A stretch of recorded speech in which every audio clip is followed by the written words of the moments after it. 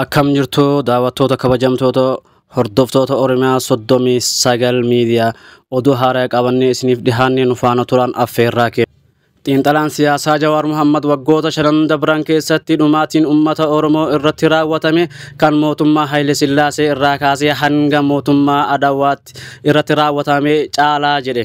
Xiinxalaan siyaasaa fi itti aanaan dura taa'aa KFO fi gamtaan dhimma alaa KFO obbo Jawaar Mohammad. Xiinxalaan siyaasaa obbo Jawaar Mohammad gaazexeessaa Darajjee Hailee wajjin gaafii fi deebii Keeniyaa magaalaa Naayiroobii keessatti taasiseen ergaawwan jajjaboo dabarsee jira.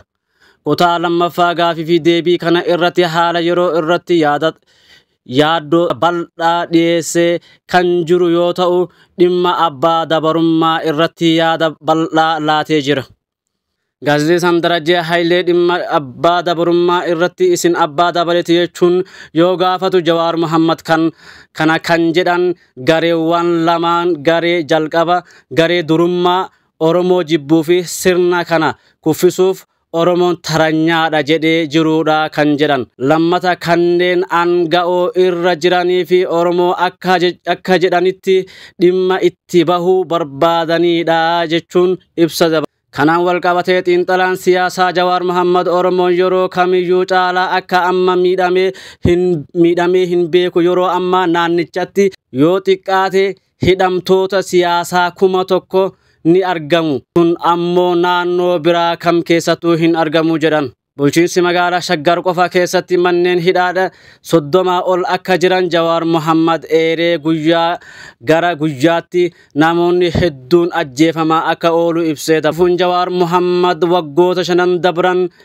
dhumaatiin Oromoo irratti raawwatame mootummaa Haile Sillaasee irraa jalqabee hanga adda dimokiraasawaa warraaqsa uummata Itoophiyaa keessatti raawwate dachaa kan caaluudha jedhan. Oromoon abbaa dabarummaa hin barbaadu, dabarummaa waan dabruudha. Bor mirga faayidaan kenna akka dabru hin barbaannu jechuun nuti gongumaa abbaa dabarummaa hin barbaannu jechuun qabsoo kan taasifneef abbaa dabaree ta'uuf osoo hin taane gabrummaa fi cunqursaa dinneeraa walqixxummaa fi haqummaa mirkaneessuuf qabsoofnee jedhee jira. Egaa daawwattoota kabajamtoota hordoftoota Oromiyaa 39 miidiyaa oduu har'aaf qabannee isiniif dhihaannee kanuma haga oduu biraatti wal deemuutti nagaan nu turan affeerraa kenna. Like, subscribe, share godhaa hin dagatina.